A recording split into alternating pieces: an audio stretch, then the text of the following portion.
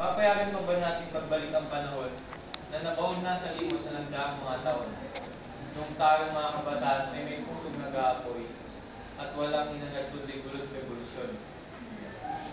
Sa kumpas ng paralay, nais pa ba natin ngayon maglagay ng barikada at magdaos sa revolusyon? Kabataan, ako ngayon ay nagtatanong, saan natin ihalik itong ating henerasyon? Papayagan kaya natin na sa sarili nating bansa, ang kakanyan, ang kultura at kakanyan ay mawala.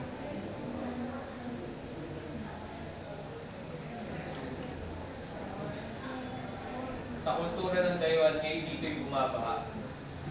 Ang sarili kalina ay lulunurin dahil kaya. Ang malagim na kahapon, lubos-luha ang napunda. Bakit ngayon susupling sa kampo?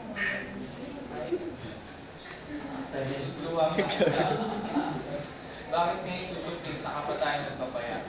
Ang aral ni Rizal, tayo'y pag-asa nga. Bakit ngayon aral ba rin Bahagya? Ako, ikaw, kayo, sila. Dapat tayo mag-isip. Itong ating inang bayan, saan natin ihahalik? Sa tagba ng pag-asa o sa libingang sakdal labing? Sa kukuba ng kabiguan o sa tagumpay na maruking? Tayo mga kabataan ang pag-asa ng daigdig. Tayo mga kabataan ang pag-asa ng daigdig. Ang kabuhay at kultura, linangin buong higpit. Isang bansa, isang diwa sa atin ang bibigis.